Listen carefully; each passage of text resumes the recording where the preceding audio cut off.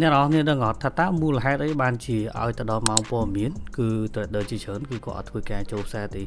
តើមានមូលហេតុអីគេខ្លះកត្តាគេខ្លះបានជាយើងអត់ធ្វើការចូលផ្សារនៅក្នុងអំឡុងពេលម៉ោងចាប់ផ្ដើមចេញព័ត៌មានមូលហេតុទី1នោះគឺដោយសារតែនៅក្នុងអំឡុងពេលម៉ោងព័ត៌មានហ្នឹងគឺទីផ្សារគឺមានការ high spread ខ្លាំងមែនទេអញ្ចឹងនៅពេលដែល spread high ធំខ្លាំងពេកអាតម្លៃដែលយើងចូលហ្នឹងគឺអាចនឹងខុសកន្លែងឧទាហរណ៍ថាយើងធ្វើការចូលផ្សារនៅក្នុងតម្លៃ30គុត40គុតអញ្ចឹងណាតែ spread ហ្នឹងវាអាចហែកទៅវាទៅតម្លៃផ្សេង30គុត41 42 43អញ្ចឹងទៅនិយាយទៅឲ្យតែនៅក្នុងឡុងម៉ោងព័ត៌មានឬក៏មុនព័ត៌មាន15នាទី spread យើងនឹងហែកឡើងខ្លាំងមែនទែនឧទាហរណ៍ថាទូទៅ spread អ្នកនរអស់គ្នា1ពីប2ពីបឬក៏3ពីបអញ្ចឹងណាយ៉ាងខ្ពស់ក៏ប៉ុន្តែនៅពេលដែលមុនព័ត៌មាន5នាទី spread អ្នកនរអស់គ្នាអាចនឹងហែកច្រើនខ្លាំងគូសំនិយាយមួយម៉ាត់ទៅនៅក្នុងឡុងពេលម៉ោងព័ត៌មានចេញគឺ spread របស់យើងគឺវាហែកធំវាខុសពីរាល់ដងយើងនិយាយចេះទៅឲ្យងាយយល់ចំណុចទី2គឺពាក់ព័ន្ធជាមួយនឹង slip page នេះគឺជារឿងសំខាន់មួយដែលអ្នកនរគ្នាគួរតែស្វែងយល់ដោយសារតែក្នុងអំឡុងពេលម៉ោងព័ត៌មានផ្សារវាស្បែកច្រើនទេអញ្ចឹងវាអាចនឹងមានករណី slip page ហ្នឹងបើសិនជាអ្នកនរគ្នាអត់ទាន់យល់ថាតើ slip page អីគេទេខ្ញុំបញ្ចូលប្រាប់អ្នកនរគ្នា slip page ហ្នឹងគឺជាតម្លៃមួយដែលវាអាចនឹងទាញទៅហួសឬក៏មកហួសឧទាហរណ៍ថាអ្នកនរគ្នាចូលផ្សារហ្នឹងដាក់ take profit នៅក្នុងតម្លៃ$200 stop loss របស់អ្នកនរគ្នា$100បើសិនជាផ្សារហ្នឹងវាស្បែកខ្លាំងពេកឬក៏មូលខ្លាំងពេកបើសិនជាមូលត្រូវអ្នកនរគ្នាអាចមិនត្រឹមចំណេញ$200ណាអាចចំណេញលើស$200ទៀតដោយសារផ្សារមូលខ្លាំងពេកអញ្ចឹងវាអាច slip page អញ្ចឹងទៅវាទាញឲ្យយើងចំណេញច្រើនជាងមុនដោយសារកម្លាំងមូលខ្លាំងពេកអញ្ចឹងឧទាហរណ៍ថាយើងដាក់ TP 200វាអាចចំណេញ250 230 240អញ្ចឹងទៅ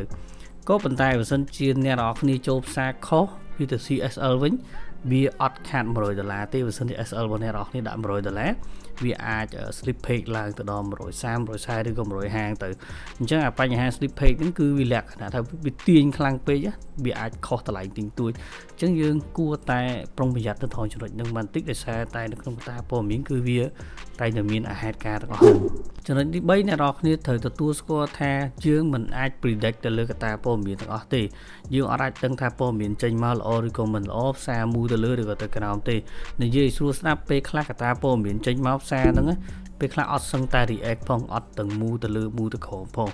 ពេលខ្លះព័ត៌មានចេញមកស្មើធម្មតាអញ្ចឹងគឺយើងមើលអត់ឃើញទេនិយាយរួមទៅពាក់ព័ន្ធជាមួយនឹងការត្រិតនៅក្នុងអន្លងពេលម៉ោងព័ត៌មានស្ទើរតែដូចយើងកំពុងតែផ្សងសំណាងឬក៏យើងកំពុងតែចាក់មួយដៃអញ្ចឹងថាតើត្រូវឬក៏ខុសដូចយើងលេងល្បែងអញ្ចឹងពីព្រោះដោយសារត្រូវថតដល់ប្រើ technical ប្រើបច្ចេកទេសប្រើ confirmation ប្រើអញ្ចឹងទៅតែលើកនេះពឹងផ្អែកទៅលើកត្តាព័ត៌មានចេញមកទាំងដែលយើងមិនដឹងថាតួលេខព័ត៌មានចេញមកគឺចេញលេខអីគេហើយបើលេខហ្នឹងល្អអត់ហើយបើចេញលេខនេះវាគិតមិនពេលខ្លះចេញលេខមកល្អលើសពីការរំពឹងទុកទៀតតែទីផ្សារអត់មានមួយបន្តិចអានេះគឺជាបញ្ហាអូខេឥឡូវយើងចូលចំណុចបន្ទាប់នោះគឺបើសិនអ្នកនរគ្នាត្រិតនៅក្នុងអំឡុងពេលម៉ោងព័ត៌មានវាគ្រោះថ្នាក់ខ្លាំងមែនទែនដោយសារទីផ្សារវាមូខ្លាំងវា fake move ច្រើនមានន័យថាវាបង្ហាញអាការដើរខ្លាំងច្រើនបើនិយាយទៅ market វា trying to វាជា manipulate យើងអាចឲ្យយើងមានការវិលក្បងកសាវិញទៅព្រោះបើសិនជាអ្នកនរគ្នាដេញតាមចាប់ផ្សារឬក៏ដេញតាមចាប់ទៅលើ volume market អ្នកនរគ្នាអាចនឹងវង្វេងដោយសារទីផ្សារដោយសារតែវា fake move ច្រើនដោយសារវា move ខ្លាំងជាងការទាញទៅលើទាញទៅក្រោមទាញទៅលើទាញទៅក្រោមចឹងក៏មានតាណាសោះនៅមួយកន្លែងអញ្ចឹងអានេះគឺជាបញ្ហាក៏ប៉ុន្តែបញ្ហាទាំងអស់ហ្នឹងគឺមិនមែនថាអ្នកនរគ្នាមិនអាច trade បាននៅក្នុងថ្ងៃដែលមានព័ត៌មានទេមានវិធីនៅក្នុងការ trade ឥឡូវខ្ញុំមកប្រាប់អ្នកនរគ្នាយើងគួរ trade ពេលណាអានេះគឺខ្ញុំនិយាយអ្វីដែលខ្ញុំដឹងហើយនិយាយអ្វីដែលខ្ញុំបានធ្វើការអនុវត្តទូទៅនៅពេលដែលខ្ញុំដឹងថាថ្ងៃហ្នឹងគឺមានព័ត៌មានគឺខ្ញុំនឹងធ្វើការ trade ពេលថ្ងៃហើយ trade ពេលថ្ងៃវិញខ្ញុំហ្នឹងគឺខ្ញុំ trade នៅក្នុង London session ហើយអា London session ហ្នឹងខ្ញុំ trade អត់ហូរយូរខ្ញុំមើលតែល្មមចំណេញគឺខ្ញុំព្យាយាមចេញឲ្យលឿនដោយសារតែខ្ញុំដឹងថានៅក្នុងអំឡុងពេលបើសិនជាយប់នឹងមានព័ត៌មានទីផ្សារគឺពិបាកនៅក្នុងការដើរមែនទែនហេតុផលវាអាចនឹងមិនសូវមានអ្នកចូលទី2វាអាចនឹងអ្នក trade ហ្នឹងគឺរងចាំព័ត៌មានហេតុផលទី3ទៀតគឺអាចនិយាយបានថាអ្នក trade ផ្សេងទៀតគឺគេមិនទាន់ចូលទីផ្សារគេចាំមើលសិនថាផ្សារនឹងវា react បែបម៉េចគឺគេរងចាំព័ត៌មានទៅខ្ញុំមានអារម្មណ៍ថាដៃខ្ញុំប៉ះម៉ៃរហូតអូខេឥឡូវយើងតទៅចំណុចបន្ទាប់ទៀតអ្នកនរគ្នាអាចធ្វើការ trade នៅក្នុង London session បានក៏ប៉ុន្តែព្យាយាម trade ចូលទីផ្សារឆាប់ចេញមកវិញកុំឲ្យនៅត្រាំយូរពេកប្រយ័ត្នដល់ម៉ោងព័ត៌មានគឺយើងតបៅធុងជាមួយនឹងគេឯងដែរ